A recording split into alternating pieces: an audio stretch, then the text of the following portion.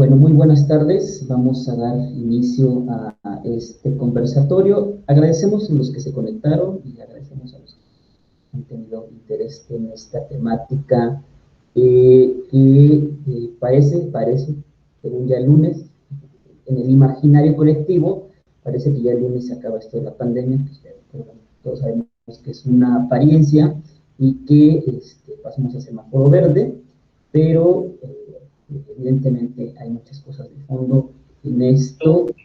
Pareciera Pareciera que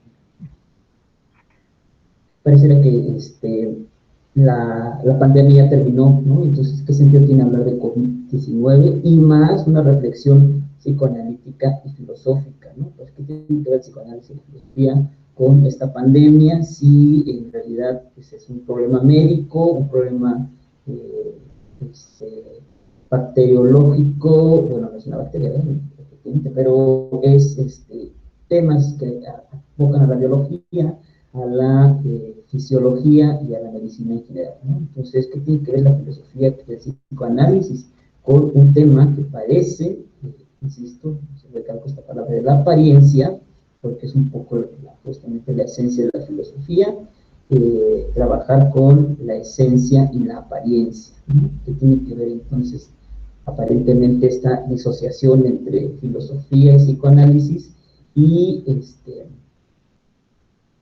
la pandemia, ¿no? Entonces, bueno, hemos titulado este conversatorio que tengo el gusto de estar aquí con el buen Alex, que vamos a estar trabajando. Les presento a Alex también, él es el nuevo integrante de Invención de la Mente, se está incorporando, ya tendremos oportunidad de escucharlo, y que en realidad pues este conversatorio fue organizado justamente en el Departamento de Atención Psicológica, en el cual Alex es miembro activo, y un muy buen miembro activo de este departamento, atendiendo el acompañamiento psicoterapéutico que tanto se necesita en esta época y en esta pandemia que hemos vivido de manera dolorosa y de manera trágica, ¿no? Entonces, pues un poco, yo voy a dar una breve introducción para que después le ceda la palabra a el buen Alex, que nos acompaña aquí. Alex, muchas gracias por aceptar la invitación y por abrir este espacio de reflexión de psicoanálisis y filosofía con el COVID-19. Pues bueno, sin más preámbulos, yo voy a dar una introducción, decía, y justamente quería iniciar con esta parte del tema de la reflexión filosófica sobre un asunto que en apariencia, eh, valga la redundancia, pareciera ser que está evocado al tema de la medicina, al tema de las especialidades en la medicina, como es la cardiología, ¿no? Por ahí ya se están revelando estudios que el COVID deja secuelas en el cerebro, algunas muy lamentables, pero bueno, en ese sentido, quiero empezar por ahí la reflexión, y yo más bien voy a tratar de manera introductoria, como están viendo en sus pantallas, esta diapositiva, y bueno, también hago un paréntesis, los que quieran ir participando, los que estén aquí conectados, les pedimos que si tienen alguna intervención, lo hagan de manera directa, prendan sus micrófonos y nos compartan alguna opinión, ¿no? Este es un conversatorio, la idea es conversar, la idea es reflexionar entre todos y producir el conocimiento, pues entre los que estamos aquí, somos poquitos, pero somos suficientes para este tema, ¿no? Yo voy a tratar más bien la cuestión de la ética para tiempos pandémicos. Le puse a esta introducción, que le voy a dar paso después al buen Alex. Le puse ética para bueno, para tiempos pandémicos, que es también justo iba a tener un lapsus porque es la paráfrasis del título de un libro de un buen amigo que aprecio mucho, quiero mucho, el doctor Gerardo Ábalos, que él tiene un texto que se llama Ética y Política para Tiempos Violentos, por ahí más o menos quise parafrasearlo, Ética para Tiempos Pandémicos, reflexionar un poco sobre el tema del buen vivir o el cómo vivir frente a esta ola y frente a esta problemática que nos ha traído bastantes consecuencias económicas, políticas, sociales y culturales, sobre todo, y psicológicas profundamente, ¿no? Entonces, quiero abordar el tema por ahí y no sin antes recordar una cuestión técnica, ¿no? Ustedes saben que la ética es una rama de la filosofía que se encarga de reflexionar el acto moral, ¿no? La ética es la parte de la filosofía que reflexiona las razones de las acciones morales en función de un criterio racional, ¿no? Eso es la ética. Entonces, la ética tiene un papel muy importante porque ser éticos no quiere decir ser necesariamente buenos, ¿no? Generalmente el sitio común las confunde, ¿no? Es que no tienes ética, ¿no? No, sí, hay una ética del bien y una ética del mal, ¿no? Por lo tanto, la ética es una forma de reflexión, ¿no?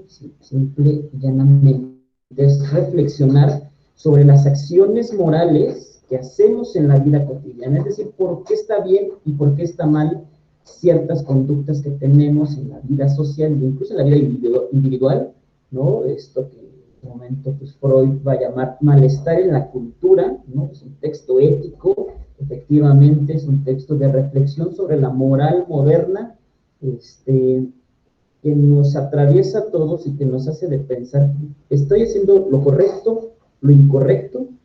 La ética interviene para evaluar nuestras acciones, ¿no? Si estoy haciendo bien, ¿por qué está bien lo que estoy haciendo? Y si estoy haciendo mal, ¿por qué está mal lo que estoy haciendo? Eso es la ética en general, ¿no? Y en términos filosóficos, así trabajaremos el tema de la ética. Por ello, entonces, con esta pequeña viñeta técnica de la cuestión de la ética, y que bueno, ética también es muy importante, por lo que voy a decir, ética también deriva del griego ethos, ¿no? Ethos es un término griego. Después van a retomar los alemanes de manera muy, muy lúcida, particularmente el idealismo alemán, para hablar de ethos como aquello que nos da forma. Eso es bien importante, aquello que nos forma, que nos da lo que nos hace ser lo que somos, ¿no? La eticidad, le llaman el idealismo alemán, para referirse a las formas acostumbradas de hacer las cosas, ¿no? Que generalmente conocemos como cultura, ¿no? Formación cultural, acá es la traducción. Entonces, ética tiene estas dos dimensiones: ethos, como formas de ser, formas de vivir, formas de existir, ¿no? Que tiene que ver propiamente con lo humano, que es justamente por donde me voy a abocar, y la rama de la filosofía que va a reflexionar sobre los actos morales de la vida cotidiana, ¿no? Entonces, por ahí quiero empezar este conversatorio, más que hablar de ética. Entonces, voy a hacer algunas provocaciones con respecto a la pregunta crucial de la ética. Quiere decir, ¿cómo vivir? ¿No? Y más aún, ¿vale la pena vivir? ¿Tiene sentido vivir? ¿No? Esa es una de las preguntas éticas. ¿Por qué? Por lo siguiente que les voy a presentar a continuación, ¿no? Les pongo, ustedes están viendo en su presentación esta diapositiva que más bien es como un apoyo para tocar algunos temas, ¿no? Importantes. Siempre yo lo aboco como el origen filosófico de la ética, ¿no? Yo siempre digo que la ética tiene un origen filosófico. ¿Por qué? Porque la filosofía nos va a revelar, filosofía en serio, no lo que se hace pasar por filosofía de repente. La filosofía en serio nos va a revelar que la vida humana es trágica, ¿no? Eso de entrada es lo que pone la filosofía por delante. La tragedia de existir, ¿no? O como lo ha denominado Miguel de Unamuno, un filósofo español, muy poco leído, a veces mal leído porque es católico, entonces lo desechan en los estudios de filosofía, pero Miguel de Unamuno pues, tiene un texto que se llama El sentido trágico de la existencia, ¿no? Quiere decir esto, quiere decir que existir es trágico, ¿no? El ser humano les pongo aquí en esta diapositiva. Fíjense que el ser humano es el único ser, el único ente que se hace preguntas, ¿no? Tenemos esa gran, tenemos esa gran tragedia, una de las primeras tragedias es eso, que el ser humano es el único ser en el planeta Tierra que le encanta problematizar, es decir, le encanta hacerse preguntas por las cosas, ¿no? Por lo tanto, pues se angustia, ¿no? Seguramente esto, bueno, Alex lo trabajará desde la versión psicoanalítica, pero somos por naturaleza angustia con pies, ¿no? Es decir, lo decía hoy en la mañana una amiga psicoanalista, el único sentimiento real que tiene el ser humano es la angustia, es la única emoción real, ¿no? Eso de la felicidad, la tristeza, las tantas emociones que de repente nos describe la inteligencia emocional son ilusorias del yo, ¿no? La única emoción real que nos constituye en tantos seres humanos es la angustia, ¿no? Es decir, es la condición de posibilidad de estar vivos, ¿no? Entonces la angustia es lo que nos permite estar vivos, por lo tanto es nuestra esencia como seres humanos. ¿Por qué la angustia es nuestra esencia? Porque somos problematizantes, ¿no? Así lo pongo. El hombre es, bueno, ser humano, no metamos en cuestión de género, el ser humano es por naturaleza problematizante, ¿no? Dice Platón, el ser humano es el único que problematiza la realidad.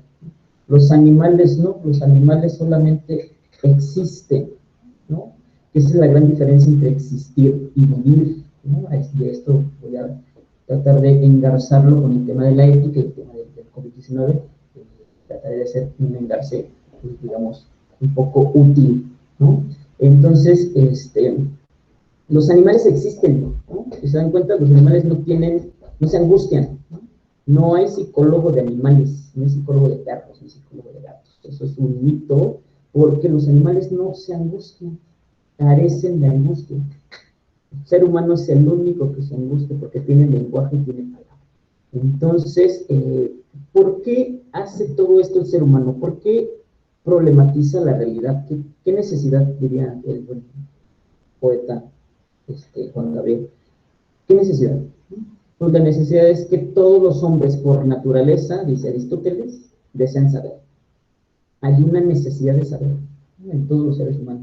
Llámenle chisme si quieren, o ser metiche, pero hay una necesidad intrínseca del ser humano de querer saber, ¿no? Y a eso lo apuesta el psicoanálisis, a un saber. Entonces, bueno, de entrada tenemos que el ser humano problematiza. Y porque problematiza se angustia. Y porque se angustia quiere saber, ¿no? La angustia es el motor del saber. Si no hay angustia, no hay saber, ¿no? Entonces, el ser humano, fíjense, el ser humano es, tiene un montón de carencias, ¿no? Y aquí viene lo trágico del ser humano. El ser humano es imperfecto, lo pongo, ¿no? Es imperfecto frente a un mundo, un cosmos, un universo y múltiples universos perfectos, ¿no? Se mueven tan perfectos las leyes de la naturaleza que frente a eso las acciones del ser humano son imperfectas, ¿no? El ser humano es imperfecto, es finito, ¿no? Frente a la temporalidad infinita, ¿no? No sé si se habían dado cuenta, pero nos vamos a morir, tenemos nuestros días contados, ¿no? Y eso genera una angustia terrible. La muerte, no la muerte, el saber que nos vamos a morir, el tener la conciencia de que vamos a morir, genera angustia, ¿no?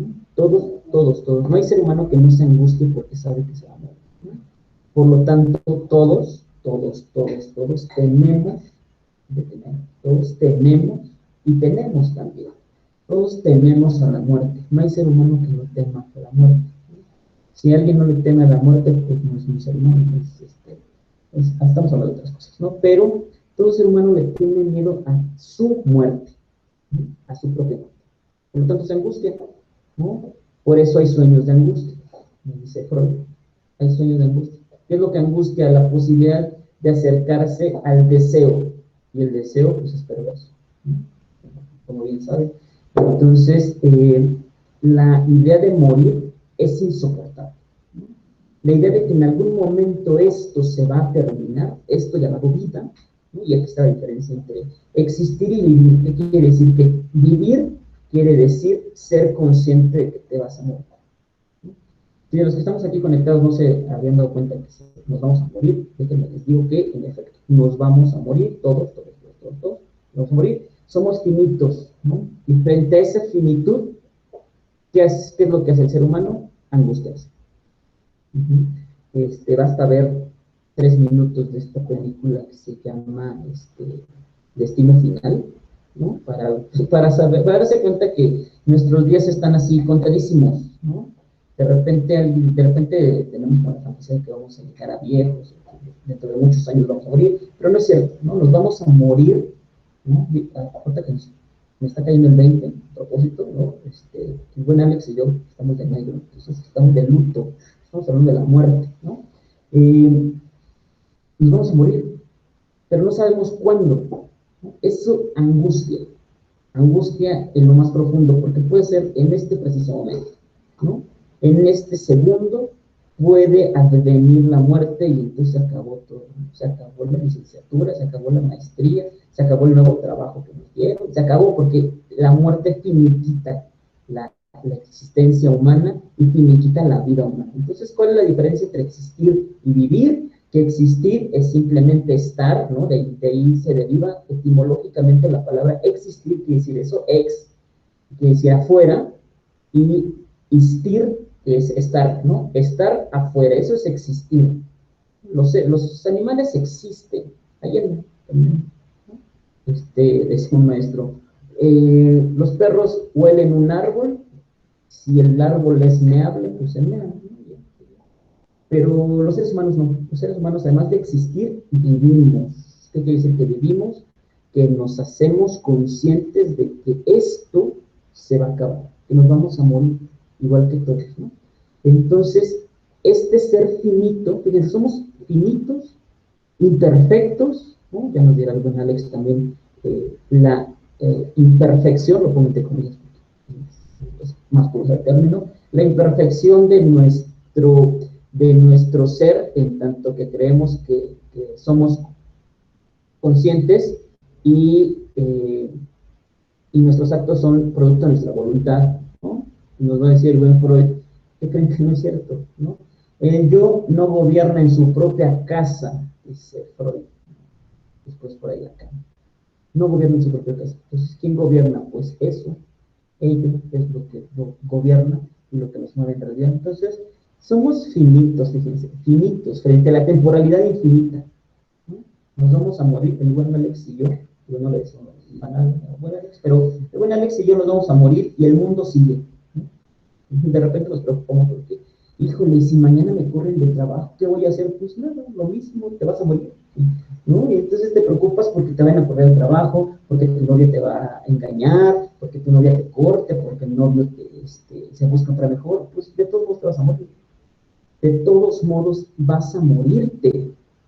Entonces, fíjense, lo estoy llevando a su radicalidad, porque lo que viene después de la radicalidad, del extremo de esa conciencia de la muerte, pues es la pregunta bueno, dos preguntas, la filosófica existencial y la ética. Es decir, ¿tiene sentido la vida si al final nos vamos a morir? ¿Vale la pena vivir? O sea, no sé si se han preguntado si en serio, ¿vale la pena vivir? Yo siempre le digo a mis alumnos, ¿de verdad vale la pena vivir? Es decir, ¿de verdad vale la pena estar padeciendo hambre, pobreza, desigualdad, estar esperando a que pues, te corran en cualquier trabajo, angustia de que te roben en la calle, te secuestren, te destacen, te violen, te maten, o sea, no sé si se han dado cuenta, pero ¿vale la pena vivir eso? Y entonces viene una pregunta existencial. ¿Tiene sentido la vida? Si al final todos nos vamos a morir, ¿no? El Chapo y el buen Alex, que hace psicoanálisis, y el Chapo se van a morir.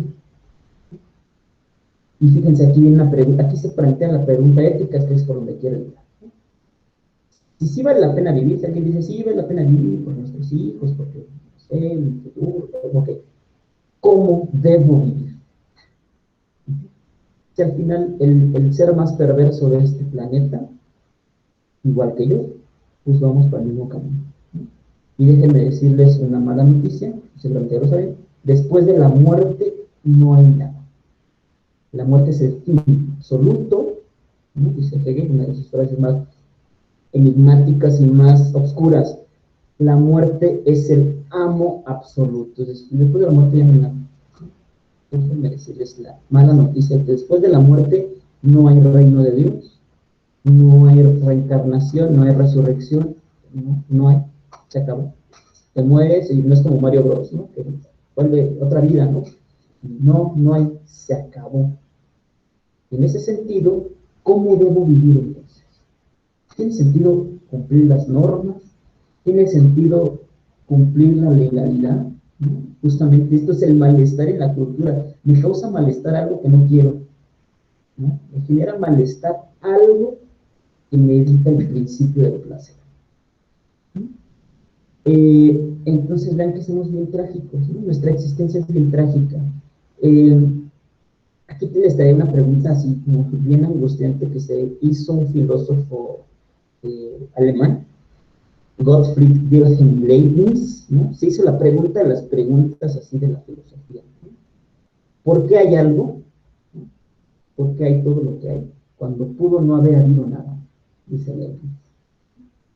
Se dio el Big Bang, o Dios creó el mundo, no sé, depende la versión que quieran, para todos, pero hay mundo. ¿Pero por qué hay? Cuando pudo no haber habido, ¿no? Entonces, pues esa pregunta angustia porque no tiene respuesta, ¿no? ¿Por qué hay lo que hay? No sabemos. Y esto demuestra nuestra finitud y nuestra pequeñez, ¿no? Lo que decía el viejo sileno, en el nacimiento de la tragedia de Nietzsche, dice el viejo sileno: raza miserable de un solo día, ¿no? Raza miserable de un solo día. Lo mejor que le pudo haber pasado al hombre, como ser humano, pues, es no haber nacido, y lo segundo mejor que le puede pasar es morirse pronto. Y después de vivir en este valle de lágrimas, pues, señora abogada nuestra, a ver si lo va. El rezo, ¿no? O sea, venimos al mundo a una cosa nada más, a morirnos.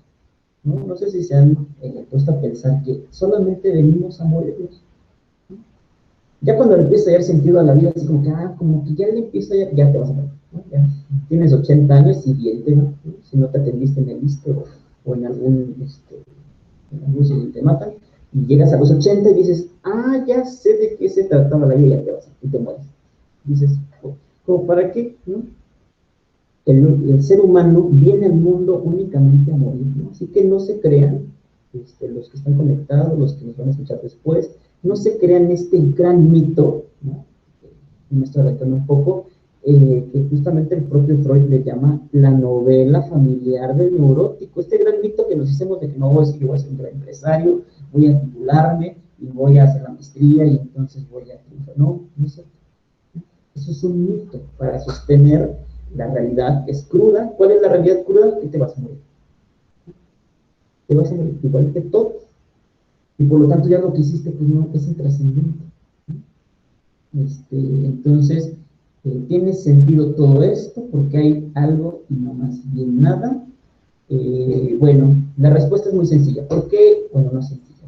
Es simple, pero en su simplicidad está lo complejo, ¿no? ¿Por qué hay? Porque tenemos sed de inmortalizarnos. El ser humano hace todo lo que hace porque tenemos sed infinita de inmortalizarnos. ¿Y por qué tenemos sed infinita de inmortalizarnos? Porque tenemos miedo a la muerte. Y los que están aquí conectados, que nuevamente les agradezco, y los que nos van a escuchar, tienen un trabajo, están estudiando, o están haciendo algo en la vida, es por una cosa, no es por interés, es porque le tenemos miedo a la muerte. O para decirlo psicoanalíticamente y freudianamente, porque hay una pulsión de muerte, ¿no? Pulsión de muerte que nos lleva a, y bueno, la cultura que la reprime, pues nos lleva a hacer cosas, ¿no? Pero no se crean, ¿no? Me decía un maestro siempre, no se crean mucho lo que hacen, no se lo tomen tan en serio, ¿no? Si están estudiando sociología, si van a ser sociólogos, no se crean tanto la sociología, no se la tomen tan en serio, ¿no? Porque al final todo esto, ¿no? Como decía Shakespeare, el mundo es un gran teatro, nosotros sus actores. Entonces, esto no es tan real. Esto es efímero, se va a acabar. Entonces, no te tomes, nos decíamos, no se tomen tan en serio el papel de sociólogo, porque pues, no, es un mito, ¿no? Al final, nos vamos a morir, ¿no? En ese sentido, hacemos todo esto, ¿no? Vamos a seminarios, a cursos, leemos a Freud, leemos, se han puesto a pensar, hubiera puesto estas diapositivas, pero eh, recolecté como los empleos mejor pagados y no les miento, investiguen cuánto gana Luisito Comunica haciendo TikToks y estas cosas. No gana millones de dólares al mes. La comparación del psicoanalista, bueno, Alex, cuánto gana, los millones que gana Alex, por frente a los millones de, no, pero un psicoanalista que estudia Lacan, no sé si me abierto 2 hojas de Lacan, pero matarse leyendo Lacan, y para que al final me dice, vale la pena estar sin, realmente vale la pena, ¿no? Luisito Comunica gana, más o menos me acuerdo, 146.5 millones de dólares al mes, ¿no? La otra tiktokera, no, youtubers, son youtubers, no sé, la verdad, desconozco, pero sé que son youtubers. Es Luisito Comunica y una tal Kimberly no sé qué, que lo único que hace hacer en YouTube es mostrar su vida, ¿no? Y se queja de su vida, que le va mal y que le tiene malas parejas, y gana millones de dólares al mes. Y uno haciendo psicoanálisis se lleva pues, menos del salario mínimo, a veces si bien nos va, y a veces hay pacientes que no pueden pagarlo y ya saben que es en la clínica, ¿no? Entonces, uno dice, a ver, en serio, ¿no? Por aquí somos poquitos y sé que está el buen Carlos Alexis, que es un ex colega, trabajé con él en una universidad, ¿no? O sea, vale la pena haberse dedicado a la criminología, vale la pena de haberse dedicado tanto tiempo cuando al final pues gana más, bueno, no sé si más que Alexis, pero sí que más que un profesor, gana más un halcón, ¿no? Dando el pitazo de que viene la tira y le pagan 8,000 pesos al mes. Por lo menos eso sé que en la Ciudad de México, eso gana un halcón, ¿no? 8,000 pesos al mes solo por decir alguien en la tira. Me echaré un mensaje. Bueno, entonces uno dice, a ver, los pies sobre la tierra, ¿vale la pena vivir? ¿Sí? Esa es la pregunta que quiero dejar y con eso voy cerrando para darle una palabra a mi buen Alex. ¿Vale la pena vivir? ¿Sí? Y por lo tanto, si la respuesta es sí, si la respuesta es no, pues bueno, lo que tendría que venir después es como darse un tiro que les adelanto esta me gusta mucho, ¿no? Albert Camus, que decía en el mito de Sísifo, no hay más que un problema filosófico verdaderamente serio, ¿no? Eso de la metafísica, las formas, y la idea, y serio, y la nada, dice, no, eso son chaquetas mentales, ¿no? Masturbación teórica, decía en una película, ¿no? Dice, el verdadero problema filosófico, ¿en serio? Es el suicidio. Juzgar si la vida vale o no la pena vivirla es responder a la pregunta fundamental de la filosofía, ¿no? Y en ese sentido, pues, aviento la pregunta provocando, ¿no? Una especie de provocación, ¿valió la pena la pandemia, decía el confinamiento? ¿Valió la pena? ¿No? O sea, al final, pues también nos vamos a morir, ¿no? ¿Vale la pena seguir las normas sociales? ¿Vale la pena hacerlo? Que al final cuando estemos muriendo, uno solo podrá decir, viví así, y te mueres, se acabó. Ahí finiquito, ¿no? Entonces, bueno, si la respuesta es que sí vale la pena, viene un segundo problema ético. ¿Cómo debo vivir la vida? Pues eso pertenece. Alguien que no vive su vida para analizarse, para conocerse a sí mismo, no vale la pena vivir. Es la ética social. Pero yo les pregunto, y con eso voy cerrando mi intervención, pregunto, ¿vale la pena vivir? ¿Valió la pena cuidarse del COVID, bueno, saben que les va a dar, pues no. Vale la pena cuidarse, vale la pena confinarse. Yo les ponía a mis alumnos un ejemplo. Imagínense que mañana, 7 de junio, no, no sacan de esto, ¿no? Les digo, imagínense que mañana les dicen, volvemos a las aulas, ¿no? Y se mueren un día antes de volver a las aulas. Y les pregunto, ¿vale la pena que se hayan confinado y todo esto para que se mueran y ni siquiera alcancen a ir a clases presenciales que tanto anhelaban? Entonces se enojan porque pues no, visto así, pues no tiene sentido, no vale mucho la pena. Entonces, eh, ¿qué hacemos? ¿No? La pregunta que quiero dejar es, ¿qué hacemos con esto que tenemos? ¿No? El hombre es lo que hace con lo que han hecho de él, dice Jean-Paul Sartre. El hombre es lo que hace con lo que han hecho. ¿Qué hacemos con esto de la pandemia? ¿Qué hacemos con el COVID-19? Esa es la pregunta ético-filosófica que dejo ahí para reflexionarla, y si hay intervenciones más adelante, estaría padrísimo conversarlo y escucharlos, ¿no? Aquí somos poquitos, esto estaría chido, que estaría padre que nos dijeran si, cuál ha sido su postura frente a la pandemia, más allá de que si es una elaboración medio perversa de los gobiernos, más allá de eso, o sea, la existencia en sí misma frente a la pandemia y el COVID. ¿Tiene sentido haber hecho lo que hicimos? ¿Tuvo sentido eso? Y bueno, pues yo con esto quiero cerrar mi intervención y dejarle ahora sí la palabra al buen Alex, que también nos tiene. Miren, aquí tiene una frase del buen Freud. Cada uno de nosotros tiene a todos como mortales menos a sí mismos, ¿no? Tenemos tanto miedo a morirnos que siempre decimos, híjole, te vas a morir si sigues fumando. Sí, sí, siempre que escucho eso, siempre le digo al que dice eso, oye, pero tú también, aunque no fumes, te vas a morir, ¿no? Entonces es bien chistoso porque decía una maestra, es que ahora que nos vacunen contra el COVID ya no nos vamos a morir. Yo dije, órale, esta vacuna es milagrosa, pónganme dos para no morirme, ¿no? Pero es como la fantasía de que pues, queremos seguir presentando la vida, ¿no? Y bueno, aquí iba a cerrar justamente con esta pregunta, ¿cómo debemos vivir? Si sabemos que nos vamos a morir, ¿cómo debemos vivir? ¿Seguimos respetando las normas? ¿Respetamos la nueva normalidad? Ya no, ¿qué hacemos? Entonces, esa es la pregunta que yo les dejo, y con esto yo le doy la palabra al buen Alex y lo presento de manera breve. Les presento al licenciado Alejandro Núñez Aero.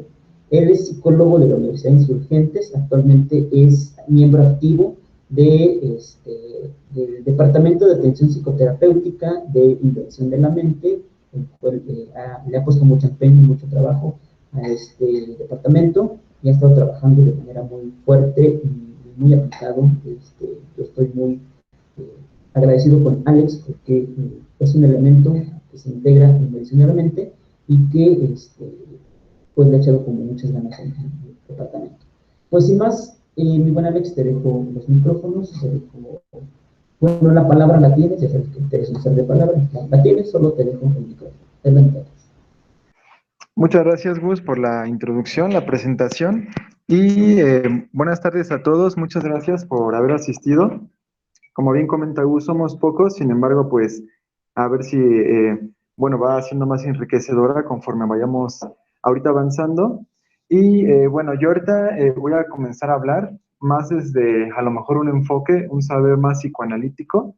Y mi presentación la voy a dividir como en dos autores, que es pues Freud, no podemos hablar de psicoanálisis sin Freud, y el doctor Néstor Brownstein, que justamente esta información que extraigo de el doctor Brownstein es de un artículo que hace un par de meses escribió atrás para una revista de la Universidad Veracruzana, que salió un volumen únicamente dedicado a la pandemia, en donde ahí en este volumen pues varios psicoanalistas aquí de México hicieron una aportación con artículos, y entonces de aquí extraje esta información de Néstor Brownstein, que se me hizo bastante interesante. Y justamente pues va a venir como que muy de la mano mis palabras, mi discurso con lo que venía hablando Gus, porque justamente yo también voy a hablar de la muerte, pero más como mencionaba, desde un saber más psicoanalítico y más una muerte como inconsciente, y justamente cómo se evoca la muerte en estos tiempos de pandemia, que también, como bien decía Gus, que ahorita ya prácticamente se puede decir como entre paréntesis que estamos saliendo, ¿no? Y nuevamente, ¿no? Como decía Gus, ya aparentemente la jefa de gobierno está diciendo que ya en pocos días vamos a entrar a semáforo verde, entonces a lo mejor ya, o probablemente algunas cosas ya se vayan a empezar a habilitar, ¿no? En cuanto a la sociedad, en cuanto a empleo, ya a lo mejor va a haber empezar un poco más, pero bueno, eso ya son temas más sociales, pero más que nada, pues este como encuentro es para decir entonces como una tipo, un preludio de una introducción, pues de que ya está cerrando como que un poco el COVID y que cómo hemos vivido, ¿no? El confinamiento, el COVID, justamente como que este derrumbe de los lazos sociales, que desde el psicoanálisis se habla más como de un lazo social y no de tanto de vínculos sociales. Y pues bueno, ya sin más preámbulos de esta introducción que yo mismo estoy haciendo, voy a mencionar la primera diapositiva, que justamente es una cita muy puntual de doctor Brownstein. Dice lo siguiente: el sujeto de la cultura, el animal político que cada uno es, aterrado por la presencia espectral del virus, se presentó como miembro de una masa de potenciales portadores del mal, amenazas andantes. Pues justamente, ¿no? Ahorita en este tiempo, todo este tiempo que ha transcurrido de la pandemia, pues el salir a la calle es sinónimo de muerte. Como bien también escribía algunos días atrás, ya ahorita cuando uno sale de su casa, pues inmediatamente piensa en esto, ¿no? En contagiarse, en la muerte.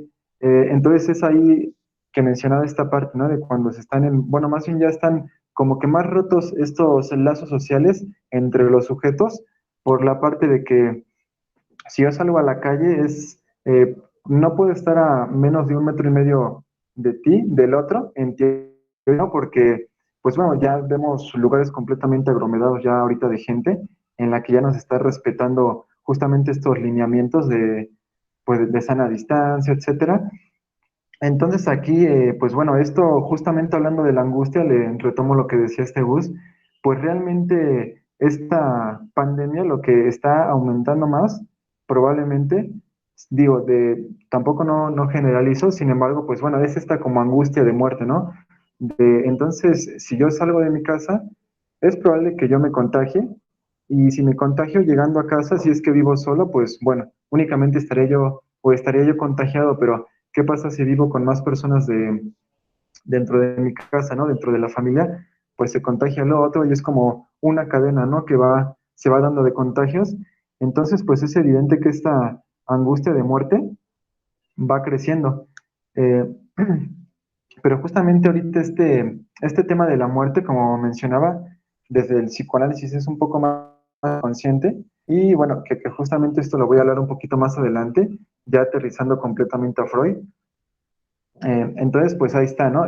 También justamente decía esto el doctor Brownstein. Realmente el virus, pues, es una materia orgánica, material, que el virus en sí solo no dice nada. A los que nos hace hablar es a los sujetos, ¿no? Al ser parlante que somos nosotros. Entonces, desde que se originó el virus, a la fecha, pues lo que ha hecho es soltar literatura, soltar palabras, algunas conferencias se han dado en torno a este tema del COVID. Entonces, realmente es también lo que decía este Gus, ¿no? Que realmente hay como bueno, que no dejamos de ser animales políticos, como bien lo decía Nietzsche. Lo único que nos separa a lo mejor de los otros animales es que realmente pues enunciamos, ¿no? Enunciamos discursos, enunciamos palabras y justamente podemos estar hablando ahorita, ¿no? Del tema que es el COVID, pero que pues bueno, sin embargo entonces va a seguir dando de qué más hablar y pues bueno, ahorita no es el caso, ¿no? Más bien ahorita de lo que estamos hablando. Y me puede dar la siguiente, por favor. Bueno, aquí pongo otra cita igual puntual de Néstor Bramstein que dice: miedo es la pasión que menos se inclina a quebrantar la ley. El miedo muchas veces nos retiene de quebrar la ley. Y pues bueno, realmente aquí esta cita, Bramstein en su artículo tornó más realmente como que a escribir de la pandemia, de cómo la pandemia se ha establecido ahorita en la cultura justamente, lo que hablaba también Gus, ¿no? Justamente de la cultura, que la cultura también es la que genera angustia al sujeto. Entonces, esta aparición del virus, pues vino a esparcirse en toda la cultura. Entonces, ante esta aparición, pues sí, aquí sí podía hablar yo de esta emoción que es el miedo. Entonces, ante esta amenaza del virus, pues se va generando más miedo, ¿no? Entonces es el miedo como que a salir, lo que estaba mencionando, de pues si salgo, probablemente yo me vaya a contagiar, y entonces ahí va como que creciendo, ¿no? Este miedo, esta angustia. Y aquí también habla mucho Néstor Brownstein, y aquí voy a hacer como que una unión de un artículo que estaba leyendo de Zizek, que justamente este miedo, y también lo dice Brownstein en este artículo, este miedo realmente como que lo están incrustando, pero en el pues, dispositivo digital.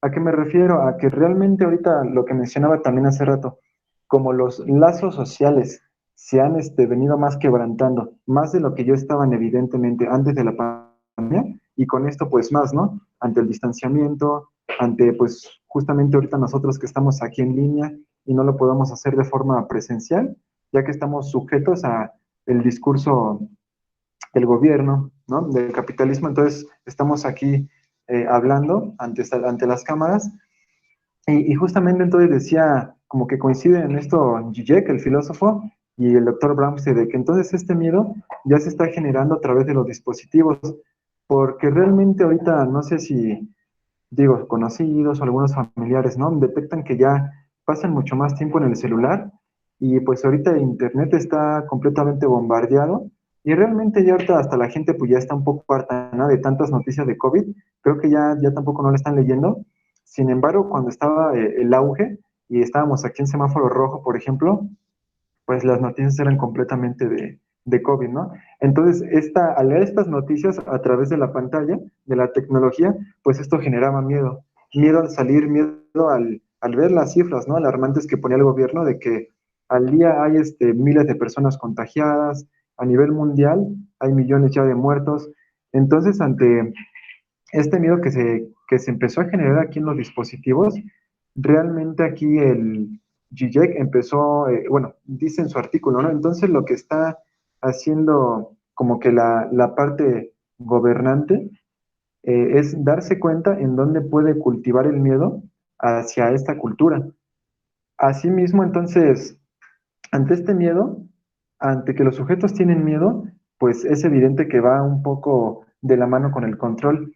Entonces, digo, sin meterme mucho en esos aspectos, ¿no? De control, etcétera, de que el gobierno, como bien mencionaba Gus, no vamos a hablar tanto de que el gobierno ahorita está, pues como que atando, quitando más la libertad de lo que, pues no la tenemos a los sujetos por la pandemia, pero realmente sí la tecnología, dice Zizek, ahorita ya está como que agarrando parte de la comunicación que existe entre los seres.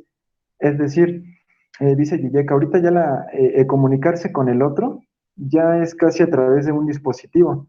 Entonces, esto quiere decir que la comunicación ya se está perdiendo entre lo sensible, ¿no? En este espacio, ¿no? Al menos terrenal, ya no se está dando tanto así la comunicación en este tiempo, en esta época, sino que ya la comunicación se está dando más a través de los dispositivos. Entonces, como esta información ya es a través de los dispositivos, pues esa comunicación ya, nosotros no somos propietarios de toda esta información, ¿no? Cibernética, sino que y habla, ¿no? Justamente de empresas muy poderosas que son dueños justamente de todas estas redes en las que nos comunicamos nosotros, dicen, ellos como que esa minoría es la que está abarcando y se está apoderando ya de la comunicación y como se está dando cuenta que en esta pandemia, pues ya prácticamente todos estamos sujetos a la tecnología y a un dispositivo, pues ahí no es como, reitero nuevamente, ahí es como que están poco a poco metiendo esas noticias como alarmantes y que generan angustia, pues de muerte. ¿Me puedes dar el siguiente, Gus, por favor? Igual aquí cito nuevamente al Héctor Brownstein, donde dice, una población asustada por el anuncio de peligros y amenazas es fácilmente gobernada y es propensa a dejarse llevar por leyes restrictivas de sus derechos. Engendrar el miedo es una estrategia política fundamental para el orden constituido. Pues justamente eso, ¿no? Lo que estaba mencionando, que entonces ante esta pandemia, realmente como que sí, realmente el gobierno, el Estado, pues realmente sí, y justamente yo también, en una conferencia que había ido de IMAC hace tiempo, yo hacía esta pregunta, ¿no? A una doctora, no recuerdo muy bien su nombre, y le preguntaba esto, ante la aparición del COVID, ¿usted cree que hayan aumentado más, como los mecanismos de control? Y pues ella me contestó, los mecanismos de control ya estaban, ¿no? Realmente antes de la aparición de la pandemia, o sea, no quiero decir que con la pandemia ahora ya nos estén controlando, esto ya se da desde años atrás, lo sabemos. Sin embargo, yo sí considero, y en eso sí, realmente se me hizo bastante interesante esta como puntuación del doctor Brownstein, que ante ese miedo real que nosotros vemos, que es justamente, ¿no? Les digo, el contagio, la muerte, realmente sí empezó a haber ya más como un control, como restringir más a los miembros de una poli en cuanto a restricción de sus derechos, como dice, ¿no? Como violar sus derechos. De repente yo cuando estaba muy fuerte la pandemia, empezaba a ver artículos a lo mejor de otros países en donde empezaron a aplicar toques de queda, en donde si veían a una persona en la calle, e incluso los policías te iban, lo arrestaban, lo golpeaban, ¿no? Y hacían que retornara a su casa. Entonces empezaron a poner como que más imperativos en la sociedad, la parte gobernante. Entonces eso es de lo que justamente dice Brownstein aquí, ¿no? Esa como que violar los derechos del sujeto, ¿no? A esta libertad imaginaria que pensamos tener, pero que no tenemos. Entonces yo sí considero que realmente, pues sí, ¿no? Este virus realmente sí vino justamente como que a someter más a las masas. Y justamente hablando de las masas, ahorita voy a decir algunas palabras. Voy a dar la siguiente. Entonces, igual cito a Brownstein. Dice, el principal fenómeno de la psicología de las masas, la falta de libertad del individuo dentro de ellas. Y más bien esta es una cita de Freud, citado por Néstor Brownstein. Y bueno, ya aquí hablando un poquito de la psicología de las masas, de qué tiene que decir o cómo interviene la psicología de las masas en este tiempo de pandemia en el que todavía estamos atravesados, pues bueno, es justo eso, ¿no? De que, pues, como miembro de una polis, estamos dentro de una masa y al nosotros adentrarnos en esta masa, bien lo decía Freud, realmente nosotros le damos como que ese derecho, o más bien como que cedemos esa libertad que creemos tener, pero que realmente no tenemos al otro. Y esa libertad, ¿a quién se la damos? A un líder, con el que, de hecho, ahorita un poquito más adelante puse una diapositiva en donde pongo eso, ¿no? Que justamente como los individuos o los sujetos de una masa, ¿por qué es que siguen a ese líder? Porque no es por cualquier cosa que se sigue a ese líder, ¿no? Sino que ya tiene que ver ahí con cuestiones del ideales del yo, que no me quiero adelantar, pero sí lo voy a nombrar un poquito.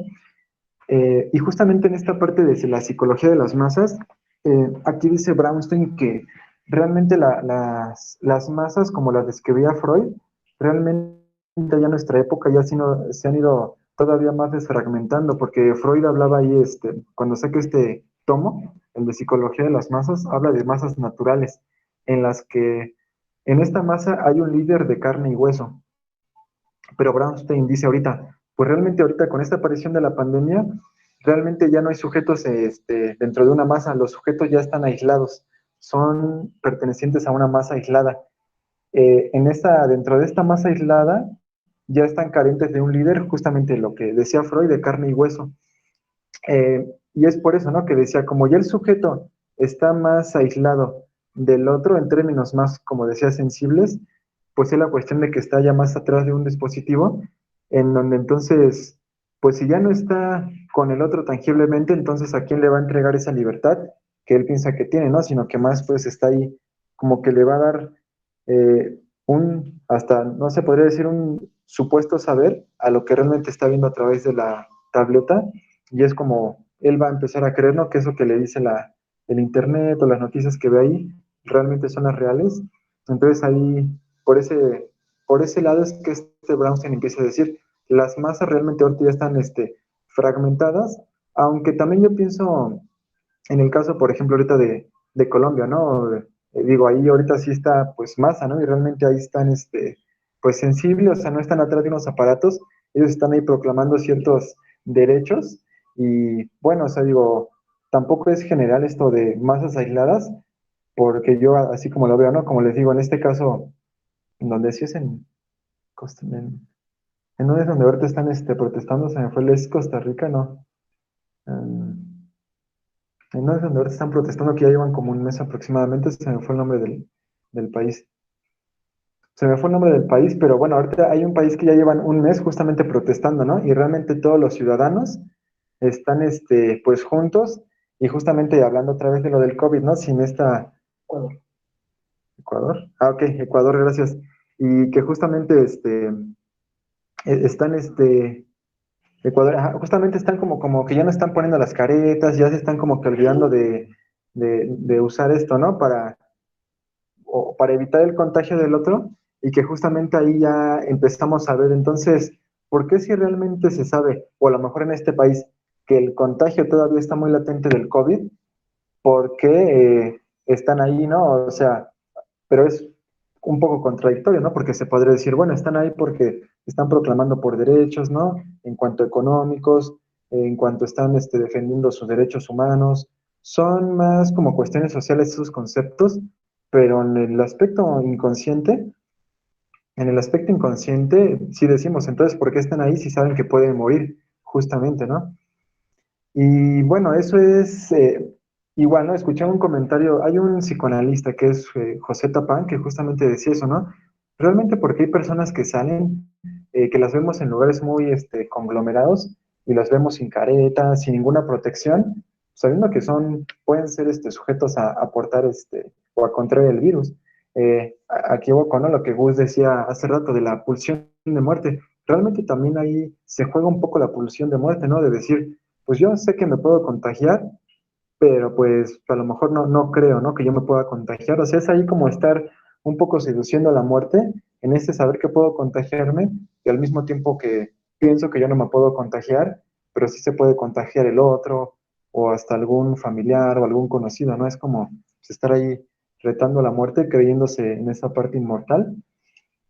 ¿Puedo ir a la siguiente, por favor? Este, aquí otra cita de Brownstein.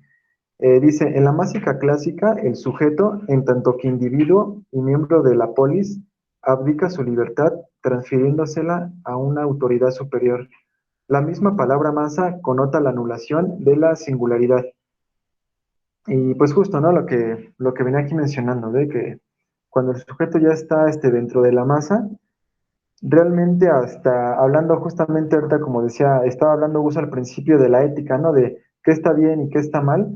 Eh, y justamente Freud lo dice, ¿no? En este artículo de Psicología de las Masas, de que cuando puede existir un sujeto, que este sujeto es completamente ético y más inclinado en el aspecto del bien, si él tiene muchos imperativos, ¿no? Muchas cuestiones como éticas, morales, ¿no? De que hay que hacer las cosas bien, pero cuando este sujeto ético se mete a una masa, esos imperativos, o sea, parecen como disolverse, ¿no? Cuando el sujeto entra en la masa, y es cuando, dice Freud, es cuando el sujeto se deja llevar por sus emociones inconscientes más primitivas, ¿no? Que hasta puede ser ahí el aniquilamiento hacia el otro, completamente puede florecer la pulsión de muerte, que es cuando el sujeto está dentro de una masa, y por ejemplo, entonces, por citar algún caso, ¿no? En el caso de Ecuador, como mencionaban aquí, vemos a todas las personas, ¿no? Que realmente, digo, la singularidad de cada sujeto que está dentro de esa masa, ahorita esa masa protestante,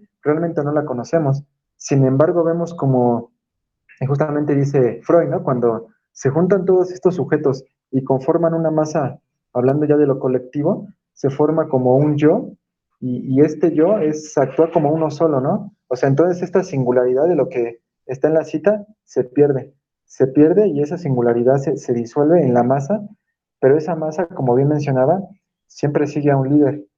Eh, si quiere la siguiente, por favor. Y justamente esto, ¿no? En tanto a un líder que toma los rasgos y funciones del ideal del yo. Entonces aquí estos sujetos que están dentro de esta masa, pues van a seguir a un líder. pero no a cualquier líder, ¿no? O no cualquiera se va a identificar, dice Freud, con este líder. Se va a identificar cuando el sujeto, cuando más bien cuando el sujeto, cuando los ideales del yo del sujeto encajan con el líder, o sea, con ese otro, ¿no? Y justamente aquí por eso ponía esta imagen de Hitler, que pues bueno, no, obviamente, ¿no? En esa época, cuando se dio esta oleada nazi, pues ahorita han sido unas de las pues, como barbaries, ¿no? Más catastróficas, más terribles, ¿no? Que han pasado así del número de muertes que hubo en ese momento, y ahorita uno se puede preguntar, ¿no? ¿Cómo hubo sujetos que siguieron esa ideología, ¿no? De Hitler, de exterminar a los judíos, ¿no? Este tipo de cuestiones, pero porque, pues entonces ahí entra como que la teoría freudiana. Bueno, entonces, toda esa masa que seguía a este Hitler, se identificaban con él. O sea, esos ideales que ellos traían, los veían en esa figura, ¿no? En esa imagen que era Hitler. Entonces, pues realmente ahí es eso, ¿no? Es eso de lo que habla Freud, o sea, siempre va a haber ahí un líder en esas masas, y ahí sí eran más como que masas naturales, ¿no? Sabemos que Freud, ¿no? Pasó lo de la Segunda Guerra Mundial, entonces es cuando como que empieza a hacer toda esta escritura, ¿no? Esta literatura, ¿no? Pues de todo lo que había Freud, ¿no? Es cuando empezó a decir de que pues realmente el hombre, ¿no? Cuando empieza a destruir, empieza el aniquilamiento de todo, ¿no? Como que el hombre se pone como que a aniquilar a toda la naturaleza. ¿Qué pasa ahí, no? Entonces ahí dice Freud, es que realmente el sujeto puede atravesar progresivamente los diferentes estadios psíquicos, pero cuando se presenta un líder tipo, tipo Hitler, eso progresivo que hizo de los estadios puede retornar completamente a un estadio completamente primitivo que puede ser destructivo, y dice Freud incluso, y hasta pareciera que todos los estadios posteriores nunca aparecieron en el sujeto y únicamente está eso primitivo, que es la moción pulsional, y que bueno, a veces puede ser hasta el aniquilamiento del otro, ¿no? La siguiente, por favor. Gracias. Y bueno, aquí ya a partir de esta presentación, ya todas las citas son de Sigmund Freud, y justamente es en la parte que Freud habla de la muerte, ¿no? Entonces aquí ya voy a hablar como que más de la muerte en el tema inconsciente que Gus mencionaba, ¿no? Que todos sabemos que vamos a morir, sin embargo, como que pues hay esta negación, ¿no? Y Freud como que empieza entonces a desmenuzar muy bien este inconsciente, esta muerte inconsciente que el sujeto no acepta. Pues sí, no, en tanto que el sujeto se cree finito, pero sí acepta la muerte del otro. Y aquí hago una cita puntual de Freud. Dice, hemos manifestado la inequívoca tendencia a hacer a un lado la muerte, a eliminarla de la vida. Hemos intentado matarla con el silencio. En la muerte propia, desde luego. La muerte propia no se puede concebir. Y bueno, aquí pues realmente hice esta cita porque justamente, ¿no? El tema es como COVID, ¿no? Como el cierre del COVID o las conclusiones que ahorita está dejando el COVID. Es por eso, ¿no? Que decía, entonces, ¿por qué a veces vemos a tanta gente sin cubrebocas? Luego incluso se escuchaban muchas críticas, ¿no? De que, ay, cómo hay personas que en mera pandemia se van a un antro o se van a lugares a conciertos o lugares, lo que decían, ¿no? Muy aglomerados, y todos sin cubreboca. Pues todos como que ya estaban con ese imperativo encima, ¿no? De que no, pues es que ahí, pues tenemos que respetar la sana distancia, las caretas. Entonces estas personas como que no hacen una conciencia social, ¿no? Conciencia colectiva, porque incluso decían algunos, ¿no? O sea, yo me cuido, pero estas personas no lo hacen. Entonces aquí, pues fue como que dice esta parte, ¿no? Porque el sujeto es consciente, o sea, pero de la muerte del otro, ¿no? O sea, el sujeto sale, pero no piensa en lo que decía Gus, no, o sea, no piensa que se va a morir. Es como que el sujeto no piensa en su muerte, ¿no? El sujeto como que ve su muerte muy alejada. Lo que decía Gus, ¿no? Que a veces el sujeto como que empieza a idealizar y decir, no, pues yo voy a morir ya de viejo, a lo mejor por alguna enfermedad orgánica o algo por el estilo. Porque si le preguntas a un adolescente, oye, ¿cuándo vas a morir? O sea, te dice, pues quién sabe, pero ahorita no, ¿no? O sea, que mi muerte va a estar como que muy lejana. O sea, y en cambio, o sea, pasa, ¿no? De que si tú le preguntas a persona por persona, o sea, nunca las personas te dicen, bueno, la mayoría de las personas, ¿no? Nunca te dicen de que, pues sí, yo estoy consciente que puedo morir ahorita o mañana no, o sea, todos dicen, no, pues todavía faltan años, ¿no? Para que yo muera, pero pues a lo mejor tú sí te mueres porque pues tú sí llevas una vida de excesos o tipo de cuestiones, ¿no? O sea, la muerte del otro sí se les hace muy fácil, pero la muerte misma no como que no la conciben, ¿no? Conscientemente, porque pues bueno, eso es angustioso y ahí sí viene lo que mencionaba Gus, la angustia, ¿no? Porque eso es un sentimiento que genera angustia, pero hablando justamente también de la cultura, pues realmente dice Freud, cuando el sujeto es ingresado a la cultura, el sujeto tiene que sacrificar sus mociones pulsionales para entrar a la cultura. Es decir, el sujeto tiene que dejar un poco lo placentero de su vida anímica por vivir o por aceptar lo displacentero que es, pues bueno, tener que trabajar, tener, tener que tener deberes en la sociedad, ¿no? Entonces, es por eso cuando dicen, ¿no? De que lo que mencionaba Gus, ¿no? Estaba escuchando que decía, ¿cuál es? Bueno, esos que dicen, pues sí, sí tengo ganas de vivir o sí quiero vivir, y decía Gus, no, bueno, entonces, ¿cuál es el buen vivir, no? Y justamente como que la sociedad lo que te dice, bueno, ¿cuál es el buen vivir? He escuchado algunos comentarios, ¿no? Que dicen que tengas un trabajo estable, donde te paguen bien, tienes que tener una casa, tienes que comprarte un coche, tienes que tener algunas personas, ¿no? Hasta ya muy que pues como que le meten mucha libido. Yo decía, ¿no? En esa parte así como que de la imagen, tienes que comprarte buena ropa. Pues entonces, a veces a eso le dicen el buen vivir, ¿no? Como que tener cosas a caras o muchas cosas materiales. ¿Y qué pasa cuando una persona no trabaja? Dice, no, pues es que, o sea, como que toman a las personas como que no eres productivo para la sociedad, como que este no es el buen vivir, ¿no? Si tú no eres una persona trabajadora, pues realmente como que esa no es la forma de vivir, ¿no? Que te está demandando la cultura, porque la cultura demanda, digo, no me quiero meter en aspectos más, como filosóficos, pero pues que seas como que la mano de obra, ¿no? O sea, como que seas útil, que hablando justo, hasta hablando un poquito del tema de la universidad, eh, también decía, había un artículo de Jacques Miller que decía, realmente la universidad es muy distinta que la escuela, ¿no? Y la universidad te enseña ¿cómo decía? A un saber, a un saber hacer, a un saber hacer, y él como que hacía esta comparativa de, igual retornaba o se iba como que hasta Sócrates del saber vivir, ¿no? O el conócete a ti mismo, ¿no? Que eran una de las premisas, pues como que impregnaba, ¿no? En esa parte de la antigüedad griega. Y ahora no, dice Miller, ahora la universidad te enseña, te da un saber, pero ese saber es para utilizarlo o para llevarlo a cabo en la práctica, pero dentro de una empresa o dentro de las clases dominantes, vaya, ¿no? Entonces dice, o sea, realmente a veces eso pensamos que es el buen vivir. Entonces, pues sí, ¿no? O sea, entonces eso es lo que mencionaba hace rato. Por eso Freud dice, ¿no? O sea, es como que como que el sujeto ahí, arrojado, ¿no? Como dice Heidegger, el ser arrojado al mundo es, Freud, ¿no? Yo lo podría decir, o sea, Freud dice, ¿no? El sujeto es arrojado a la cultura y en esa cultura, pues él va a ceder, ¿no? A ceder mucho de su libido, mucho de su placer, pues por tener que cumplir estos deberes, ¿no? Estos imperativos. Puede ver la siguiente. Dice, en el fondo nadie cree en su propia muerte. En el inconsciente cada uno de nosotros está convencido de su inmortalidad.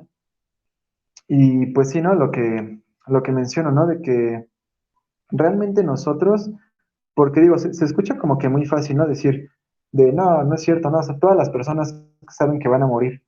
Pero aquí dice Freud, bueno, puede ser que las personas digan que van a morir, aunque lo dicen muy lejano o lo niegan, ¿no? Más bien está como que esta negación de la muerte propia, de que yo no voy a morir, pero el otro sí. Pero esta parte de la inmortalidad, dice Freud, y también, sí, justamente también Lacan habla de eso, ¿no? De que realmente pues hay que saber, ¿no? Y hay que afrontar que realmente vamos a morir y que no somos inmortales, porque dice Freud, en esta parte, ¿no? En esta parte que habla de la muerte, que el parricidio, o más bien que el asesinato más antiguo es el parricidio, ¿no? Y ahí está mi lapsus, ¿no? De parricidio, porque tiene que ver con el padre, ¿no? Entonces dice Freud como que este es el asesinato más antiguo, porque esto se dio cuando los hombres o los seres humanos estaban dentro de la horda primordial. Entonces, ¿qué pasa cuando el padre de esta tribu le negaba el acceso a las mujeres de su propia familia a los hijos? Los hijos, pues bueno, ¿no? Como que empezaron a idealizar, a tramar entre ellos el asesinato del padre para poder acceder a las mujeres. Entonces cuando, incluso la devoración, ¿no? Porque, o sea, los hijos matan al padre y se lo devoran aparte, ¿no? O sea, engullen al padre. Pero cuando el padre muere, esta ley paterna se queda todavía impregnada, o sea, aunque ya no está el cuerpo, ya lo devoraron los hijos, se queda la ley y justamente va a ser como que la ley de prohibición del incesto, ¿no? Que también tiene que ver como con la prohibición de lo placentero, de acceder hacia la madre, de acceder hacia la hermana, ¿no? De lo que justamente Freud va a empezar a meternos ahí en su teoría, de que somos seres pulsionales siempre. Entonces, como seres pulsionales, pues lo que pasa es que andamos por la vida, ¿no? Pero pues no podemos acceder a la madre o a la hermana, ¿no? Entonces, existe la prohibición, y lo que existe es la prohibición en el sujeto. Y bueno, o sea, ante esta inhibición de lo placentero, pues el sujeto qué va a hacer con ella, ¿no? Pero bueno, eso ya son otros temas. Para no desviarme de lo que estoy hablando, entonces dice Freud, retornando a lo de la horda primordial, dice entonces cuando los hijos devoran al padre, lo que mencionaba, ¿no? Se queda ahí como este espíritu. Entonces, pero bueno, más bien como que es cuando dice Freud, empiezan a meter esta idea del espíritu, de que este padre devorado ahora va, pues sí, hasta retornar en un espíritu intangible, que este espíritu intangible se va a alojar en la vida anímica del sujeto. Entonces, al, al ponerle como que este estatuto de inmortalidad, o más bien de espíritu, ahí se está mismo metiendo la palabra o el pensamiento de inmortal, ¿no? De que entonces, después de la muerte, existe el espíritu o el alma, también ya después habla Freud, ¿no? Que la religión empieza a meter eh, la idea del alma, que entonces alma va a ser inmortal una vez que nosotros moramos, ¿no? Bueno, sí. Siguiente, por favor. Después dice, cada uno de esos seres queridos era un fragmento de su propio yo, de su amado yo. Y bueno, aquí, entonces igual, ¿no? Agarrando esta parte de la muerte de cuando ya sea, bueno, dejemos un poco el tema del parricidio, entonces, ¿qué pasa, dice Freud, cuando una persona amada para el sujeto muere, fallece? Cuando el otro fallece, pero uno como sujeto le había depositado líbido a ese otro que fallece, pues una parte del yo también se desgarra, ¿no? Dentro del sujeto.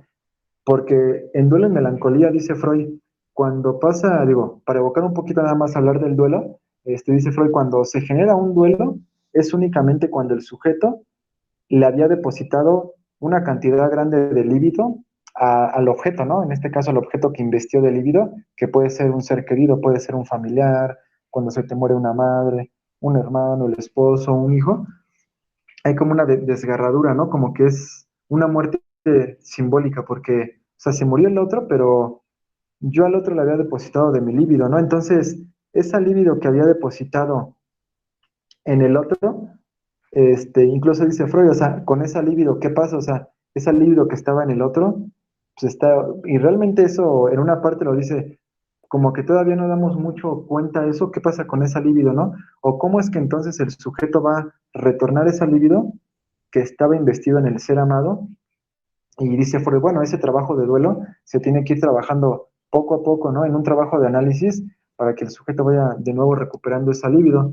Mencioné esta cita porque justo no es lo que está pasando ahorita, ¿no? De tantas muertes que hay en el tema de la pandemia, pues estamos viendo muchas personas que se les han muerto familiares, eh, y que pues sí, a veces no saben trabajar el duelo o realmente pasa algo muy, pues es algo muy trágico, ¿no? Para ellos que se dé este tipo de cuestiones, que muere el otro, entonces, pues Freud dice eso, ¿no? Un poquito, pues bueno, es porque se le había metido, bueno, se le había investido de líbido, y por eso es que el sujeto está, pues bueno, en una agonía muy, pues larga, ¿no? Si es que no lo va trabajando en un trabajo analítico. ¿Puede dar la siguiente, por favor? Igual otra cita de Freud dice, el perdurable recuerdo del difunto fue la base para que supusieran otras formas de existencia. Le dio la idea de una previvencia después de la muerte, y era consecuente que con ello después se prolongara la vida hacia el pasado, se imaginaran las existencias anteriores, la transmigración del alma y la reencarnación, todo con el propósito de arrebatar a la muerte su significado de canceladora de la vida. Y aquí es lo que les mencionaba, aquí donde Freud habla del tema, ¿no? De la religión, y específicamente de la religión cristiana, que dice Freud, pues, bueno, sabemos que, por ejemplo, con el filósofo San Agustín empezó a meter como que más estas ideas, ¿no? Del alma, y empezó, pues sí, fuerte, ¿no? Fuerte esta teoría del alma. Entonces dice Freud, la religión cristiana lo que hizo es decir eso, ¿no? Que el sujeto muere, pero pues en sí no muere, ¿no? Y hasta aquí lo dice Freud, como que estas ideas de que hay una, hasta a lo mejor una reencarnación o a vidas pasadas, o sea, cuando el alma sale del cuerpo, hablándolo en estos términos, o sea, no muere el alma siempre va a ser inmortal. Y por eso dice Freud, entonces le arrebatan a la muerte como que ¿no? Ese estatuto que tiene de cancelar la vida. Por eso es que realmente entonces las personas no creen en la muerte, ¿no? O sea, en esa muerte de que cuando, pues tú te mueres, como dice Gus, ya no hay nada más, ¿no? No, o sea, las personas, para calmar esa angustia de muerte, piensan, ¿no? De que, bueno, yo cuando muera, pues voy a hasta irme al cielo o al infierno, ¿no? Y a veces hay muchos discursos, ¿no? Que dicen, ya cuando me muera, otra vez voy a irme con mi mamá, o voy a estar con mis seres queridos, ¿no? O luego dicen, se me adelantaron únicamente en el camino, pero ya después voy a estar con ellos. O dicen también, pues ya me está cuidando desde el cielo, ¿no? Él como que nos cuida, o sea, entonces, realmente todas estas ideas de un más allá que existe después de la muerte, tranquilizan la angustia, ¿no? Y pues al tranquilizar la angustia, también esto corta lo displacentero en el sujeto. Entonces, es por eso que realmente dice Freud, realmente el sujeto no cree en su propia muerte, él piensa que siempre es inmortal. Digo, incluso si ustedes como que hacen este ejercicio, ¿no? Acabando de la sesión y le preguntan a algún familiar o algo, oye, después de la muerte, ¿en qué crees, no? A ver qué les contestan, puede decir, pues en el cielo, en el infierno, ya depende de sus ideologías. Siguiente, por favor. Ok, y bueno, ya como para cerrar realmente esto, ya mencionaba Gus a ver si quieren participar un poquito. Cierro con esta frase de Freud que dice, y soportar la vida sigue siendo el primer deber de todo ser vivo. Si quieres soportar la vida, prepárate para la muerte. Y sería todo de mi parte, muchas gracias.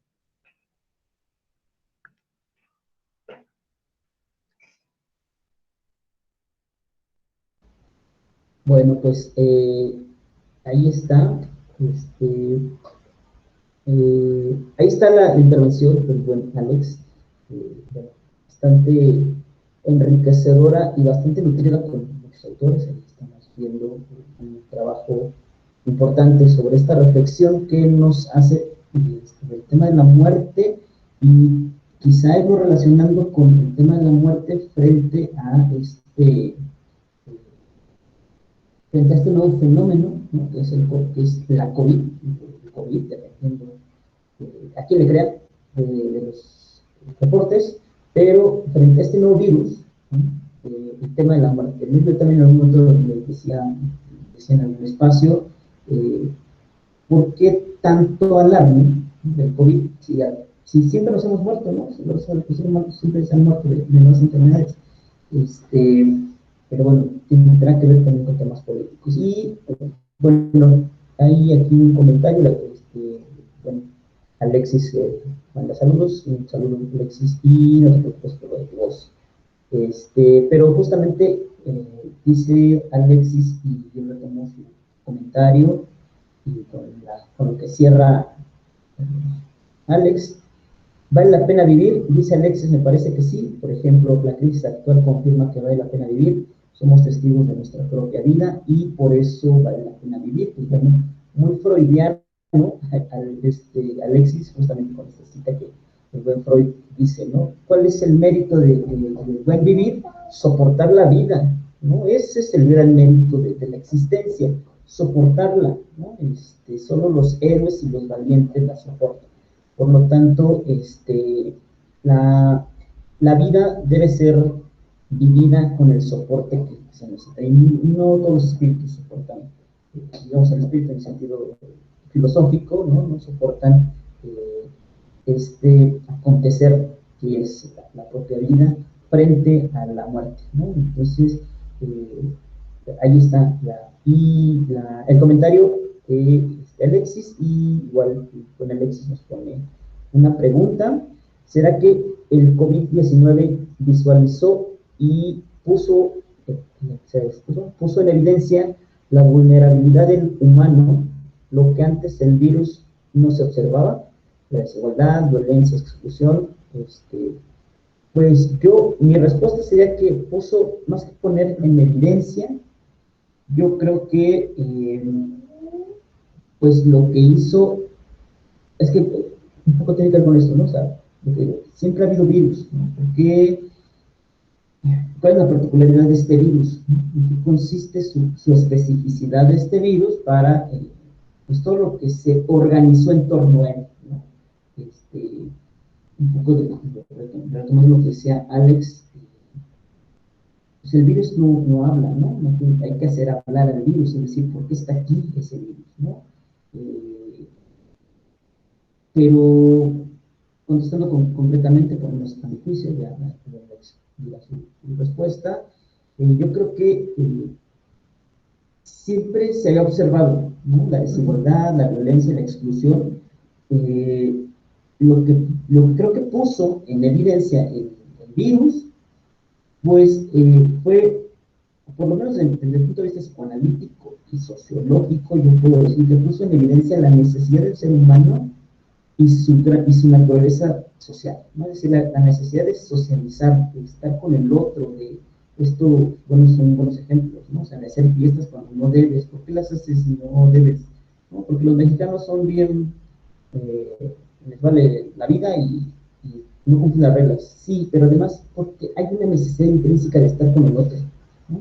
De querer ser con el otro, ¿no? Entonces creo que lo que puso en evidencia es esta necesidad de estar afuera, ¿no? De estar con el otro, ¿no? Si bien ya abundaban los medios tecnológicos y muchas formas de comunicación a través de la virtualidad, finalmente la posibilidad de necesitar al otro, ¿no? Creo que puso en evidencia este virus, ¿no? Claro, las noticias han arrojado que en efecto, ¿no? La desigualdad advino, ¿no? La violencia explotó, etcétera, ¿no? Pero quizá también habrá que asociarlos con eh, ciertos movimientos de la economía, la política, ¿no? Para que le tocó a López Obrador esta pandemia, se la vio con todas, ¿no? Le empiezan a ver como un montón de problemas, pero bueno, no sé el espacio de política, pero yo creo más bien que visualizó desde el punto de vista psicoanalítico esta necesidad del lazo con el otro, esta necesidad del vínculo con el otro y de ser con el otro, ¿no? Creo que es lo que el psicoanálisis puede, así de muy simplemente suponiendo, decir que visualizó con el COVID. Yo creo que desde el punto de vista político y social, claro, visualizó la desigualdad, la violencia y la exclusión. Yo creo que la agudizó, ¿no? Quien se haya más por ese lado la agudizó y bueno, pues, para nuestra un botón, basta revisar la cantidad de muertos que hubo, que son obreros, ¿no? Siempre le pregunto a los alumnos, saquen las cuentas de cuántos ricos se murieron en el COVID, son contados, ¿no? No sé si los puedo contar con los dedos de las manos, pero la clase obrera, que es la trabajadora, pues son los millones y millones de muertos, ¿no? Entonces, pues, agudizó más bien esta desigualdad y esto, la violencia y la exclusión que mencionas, Alexis, yo creo que la agudizó y, y bueno, y esta es una situación, no sé, Alex, ¿qué piensas en ese sentido? Sí, Pues sí, en esta parte también sí coincido contigo, Gus, que realmente sí la vino a agudizar.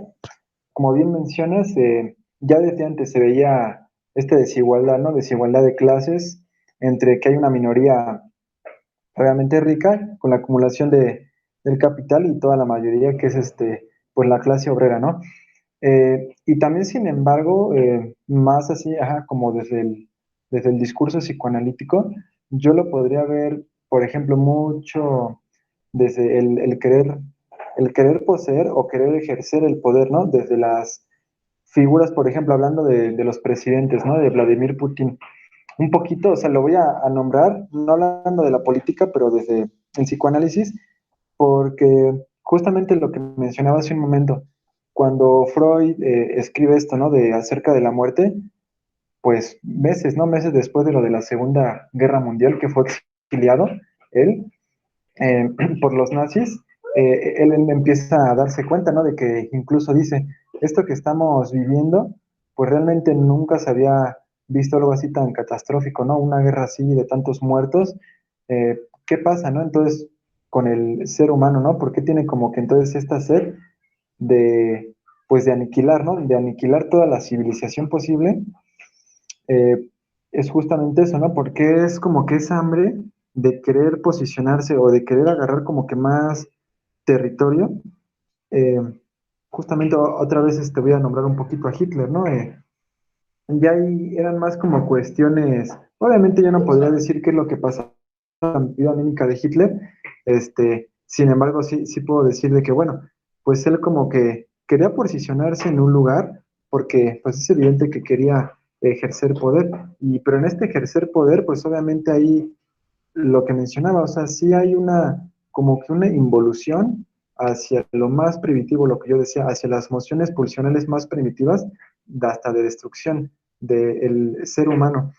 Entonces yo lo veo mucho, por ejemplo, ahorita con lo que menciona Alexis, y lo que mencionaba entonces de Vladimir Putin y algunos presidentes, porque se empezaban a circular noticias, ¿no? Cuando ya estaban saliendo lo de las vacunas, que los primeros que la sacaron fueron los rusos, entonces ahí empezaba así, o sea, así como decía Gus, ¿no? Se agudizó la parte hasta de los países enemigos, ¿no? Porque a lo mejor si antes uno no estaba tan enterado de que qué país es enemigo del otro, ¿no? Rusia es enemigo de quién, o sea, creo que con esta pandemia sí vino a realzar más todas las desigualdades, las enemistades que hay entre los países.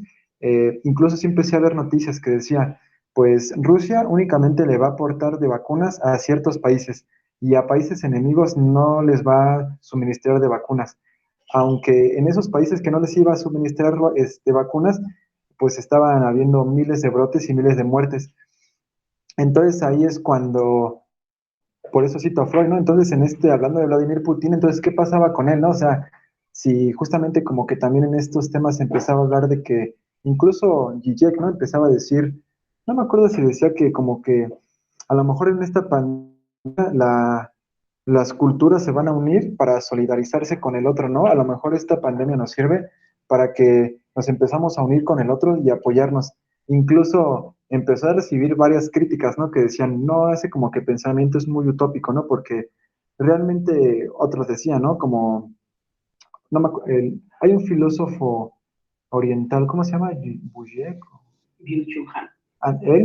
Decía, él decía completamente lo contrario, ¿no? Que decía Zizek de esta utopía, ¿no? De que se iban a unir más los seres humanos ante esta pandemia. Él decía, este filósofo oriental, no, es todo lo contrario. Entonces, pues con este caso que cito, ¿no? De Vladimir Putin, pues vimos que realmente no había mucho deseo de solidarizarse o de ayudar o evitar muertes, ¿no? En miles de personas de otros países, ¿no? Sino que lo que mencionaba, ¿no? Entonces, o sea, como que al parecer hay una pulsión de muerte que hasta al parecer se dejan fluir, ¿no? Algunos presidentes o algunas personas poderosas que probablemente puedan tener o tienen los recursos, ¿no? Hablando, no sé, a lo mejor, digo, por nombrar a alguien muy poderoso, Bill Gates, ¿no? Que podría tener pues bueno, dinero para suministrarlas para todo el mundo, sin embargo no lo hace, ¿no? Porque existen realmente sí, digo, podría así como especular, ¿no? Esa pulsión de muerte, ¿no? De ver que realmente una parte de la civilización va muriendo y por tal motivo no hace como que esa ayuda, ¿no? Esa ayuda humanitaria de decir, bueno, sí, con todo este dinero, pues puedo ya evitar la propagación o que siga habiendo millones de muertes.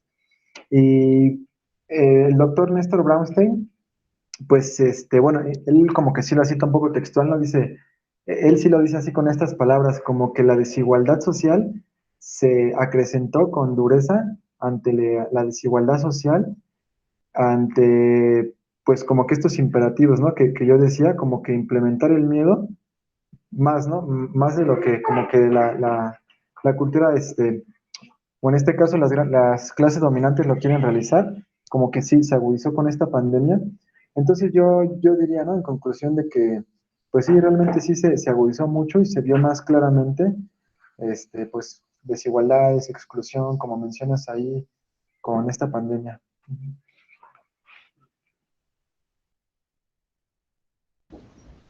Perfecto, pues sí, fíjate, justamente quise agregar que lo que evidenció la pandemia y el virus es que ya no podemos dudar, o sea, ya quien dude, que ya sea muy ingenuo, es que, más bien quien dude es porque es muy ingenuo, que el mundo está estructurado jerárquicamente, o sea, la geopolítica se puso así a flor de piel, con esto justamente que dice Alex, qué países tienen el poder y quiénes gobiernan realmente la hegemonía del mundo actual, o sea, eso sí se puso en evidencia, quiénes tienen el poder. Yo creo que eso podemos complementarlo con lo que dice Alexis, con lo que dice Alex. Sí, se agudizó, se visualizó, pero también se mostró crudamente el ejercicio geopolítico del poder, ¿no? O sea, Rusia, Estados Unidos, ¿no? Por ahí peleándose quién también sí tenía las verdaderas vacunas que verdaderamente curaban, ¿no? O sea, todos estos mitos en torno a todo la salida de la pandemia que se estaba planeando, que se sigue planeando todavía, ¿no? O sea, ya es indudable que el mundo se organiza, y esto lo sabemos algunos que nos hemos dedicado a estudiar esto, pero ya es indudable que el mundo se organiza jerárquicamente, ¿no? Como lo decía una amiga que quiero mucho, se puso de manifiesto que todos somos libres e iguales, sí, pero hay otros que son más iguales y más libres que otros. Entonces, ya no podemos dudar que el mundo es jerárquico, ¿no? Ya no podemos dudar que el pernicioso tema de las clases sociales ahí está, ¿no? Ya no podemos dudar que sí hay clases sociales, ¿no? Sí hay el tema del virus, más que creo que evidenciar la desigualdad, lo que puso en evidencia es que seguimos viviendo y dividiendo el mundo y los países en clases sociales, ¿no? Hay que volver a hablar de clases sociales, hay que volver a hablar de poseedores y desposeídos de medios de producción, de un modo, el retorno del viejo topo, como se le conoce al discurso de Marx, pues tiene que volverse a renovar, a volver a explicar la nueva lógica del capital, ¿no? Creo que eso es necesario, y ya no nos tenemos que, digamos, tragar el cuento tan ingenuamente de los derechos humanos, la hegemonía de la igualdad y todos estos discursos como muy postmodernos de la aparente libertad e igualdad que osan proclamar las instituciones hegemónicas del poder, pues ya el virus nos tuvo que haber dejado esa lección. Hay países que dominan, hay países que tienen el poder hegemónico, digo, pues, afortunadamente no es el tema exclusivo de la charla ni del conversatorio, pero bueno, salió y quizá habrá que abrir un conversatorio nuevo ya con especialistas en geopolítica, en temas del Estado, en temas por ahí te voy a invitar, Alexis, ahora que sacaste el tema, voy a invitar, bueno, Alexis, a que hablemos pues de la organización geopolítica del mundo y entonces pues empezar a tomar las cosas como son, ¿no? Hay países que mandan, ni modo, Estados Unidos tiene poder, ¿no? Y Rusia dice a quién se le vendes y a quién no, y si le vendes a aquel, pues cuidado, ¿no? Porque después vas contra mí, ¿no? Si no estás conmigo, pues estás contra mí, ¿no? Entonces, yo quería como agregar eso, ya sería muy ingenuo creer a estas alturas que todos somos libres e iguales, ¿no? No la sociedad y la política se estructura jerárquicamente. Entonces hay que entender el mundo como una pirámide, ¿no? Como una pirámide. Hay los que tienen el poder y los que son dominados, ¿no? Entonces hay que volver a estos viejos temas, ya muy soslayados y olvidados del marxismo, y que en los años 10 al 40, 60, ¿no? Se intentó hacer una interesante fusión entre psicoanálisis y marxismo, ¿no? El freudomarxismo, por ahí, pues intentó dar cuenta de este mundo organizado políticamente. Entonces, el virus, creo que podemos ocupar de pretexto el virus para poner de manifiesto que, de modo, hay otros que son superiores en términos políticos, en términos sociales, económicos, y que son los que dominan, ¿no? Digo, sin caer en teorías como conspiracionistas, y así, tan burdas, pero sí, el mundo está organizado geopolítica y jerárquicamente, ¿no? Entonces, trae de nueva cuenta el viejo tema del Leviatán, ¿no? Se murió el Estado, ¿cuál? ¿Cuál? Pregúntenle a los Estados Unidos si ya se murió el Estado, ¿no? Si la intervención de la economía es todo, ¿no? El Estado sigue, el poder del soberano sigue rigiendo al mundo, ¿no? Más que está globalizado, pero bueno, es un tema que da para más, ¿no? Que da para discutirlo, analizarlo y debatirlo, ¿no? Pero bueno, más bien quisiera saber si los que estamos aquí presentes hay algún otro comentario, alguna duda que quieran expresar,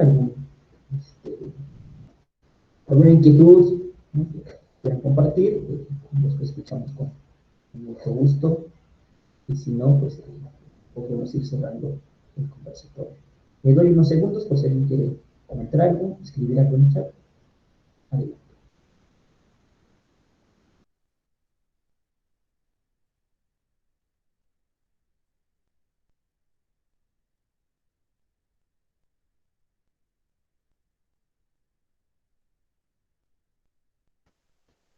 Pues bueno, ya sé que se me estaba olvidando justamente el tema de la ética. Hay que decirlo completo.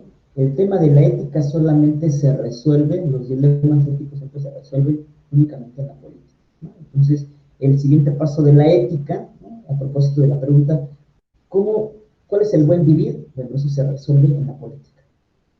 Se resuelve en la política. Por lo tanto, pues mañana van a votar, vamos a votar muchos. Entonces, mi recomendación individual abonaba es voten, ejerzan el derecho a la libertad. Es un mérito ganado, ¿no? Históricamente, así que yo creo que sí vale la pena votar. Ya no tengo temas políticos, pero bueno, creo que sí tiene que ver, ¿no? Más allá de que si es el semáforo verde es porque los políticos perversamente. No, yo creo que no. Yo creo que si bien hay estrategia política, por supuesto que la hay, yo sí promuevo el voto, ¿no? El voto como ejercicio de la libertad de la ciudadanía, ¿no? Es lo poco que tenemos, entonces creo que sí vale la pena votar, porque es el único espacio y momento en el que somos libres, ¿no? En esa ánfora, ¿no? Cuando estén ahí, en ese momento estamos decidiendo, ¿no? Estamos haciendo ejercicio de la libertad. Por lo tanto, yo sí promuevo el voto, no por quién, porque esa es otra cosa, ya eso es afuera, y más personal. Pero yo sí invito a que mañana se vote, hagamos lo propio como ciudadanos y justamente reconstruyamos la polis y dejemos de ser una simple masa que o sigue o detesta a López Obrador, ¿no? Ya saben que es lo único, o eres seguidor ciego de López Obrador, o lo odias porque no sabes ni por qué, pero lo odias, ¿no? Me cae mal, ¿no? Y ya cualquier cosa es culpa de López Obrador. O hasta al lado contrario. Entonces, no, más bien hay que darle forma a esta masa llamada México, y creo que uno de los principales pasos para darle forma es ejercer la libertad política, y ese es un derecho ganado históricamente, no es la oportunidad que nos dan los políticos actuales, no, es un derecho ganado históricamente, así que yo invito a que se voten y ejerza la libertad, ¿no? Eso sería como mi conclusión. Y bueno, Alex, no sé si quieres concluir con algo, algo que quieras cerrar, te dejo el micrófono. Sí, vale, sí, muchas gracias, Gus. Pues sí, ¿no? Como bien mencionabas, creo que realmente esta charla que tuvimos sí abre muchos temas y como tú mencionabas, ¿no? Ya en cuestiones más políticas, ya más sociales, que igual ya mencionas que vas a invitar ya a quienes son especialistas en el tema. Digo, ahorita sirvió como que para abrir, ¿no? El tema y pensar y cuestionar esto que como tú mencionas bien, estamos viendo quiénes son los que tienen el poder, quiénes no. Y pues realmente agradecerles, ¿no? Agradecerles a los que estuvieron aquí. Muchas gracias, Gus, también por abrirme el espacio. Y pues bueno, estaremos pronto ya organizando otro evento para que esperemos que nos puedan seguir. Y muchas gracias a todos. Bueno, pues les agradecemos, ahí les estoy proyectando a Wes un comercial. En julio, 31 de julio, iniciamos un diplomado de 200 horas por parte del Instituto Politécnico Nacional. Es un diplomado de teoría y prácticas psicoanalíticas. Si les interesa el tema del psicoanálisis, el tema de la salud mental, el tema de los procesos cognitivos y todo esto. Es un diplomado integral donde estamos conjuntando 3 grandes saberes que no los rechazamos ni decimos que ni maldecimos, ¿no?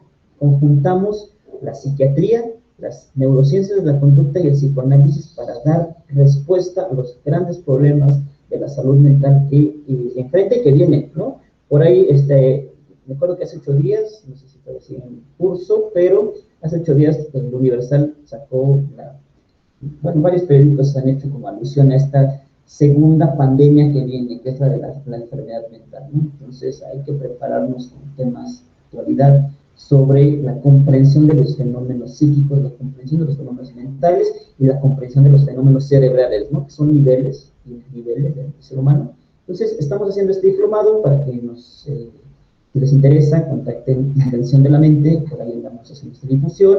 Es un bonito diplomado donde justamente abordamos temas de política, psicoanálisis, teoría crítica, neurociencias, psiquiatría, farmacología y prácticas psicoanalíticas. Entonces, es muy completo, los invitamos a que se integren, los que están presentes, bueno, conectados, y los que nos vayan a escuchar en redes sociales, les hacemos esta cordial invitación a que se inscriban a este diplomado con valor curricular por parte del Politécnico Nacional. Son 200 horas de trabajo muy fuerte sobre temas de salud mental. Entonces, si les interesa, por ahí estaremos trabajando un montón de temas con muchos especialistas, filósofos políticos, sociólogos políticos, psicoanalistas, psiquiatras, neuropsicólogos y demás que estamos trabajando en esta formación de enseñanza sobre la salud mental. Pues sin más, les queremos agradecer el haberse conectado, les agradecemos la paciencia, la escucha y sobre todo la participación. Y bueno, Alexis, gracias por acompañarnos, gracias Elio Reyes, gracias a Solcita Pérez que están conectados, les mandamos un saludo. Lo podemos hacer de manera individual porque somos, pero con ánimo, ¿no? Gracias, estimado Alex, gracias a todos los que se conectaron, que tengan una buena noche, cuídense mucho y que estamos en contacto, esperamos verlos pronto. Cuídense mucho y que tengan un buen fin de semana. Hasta pronto.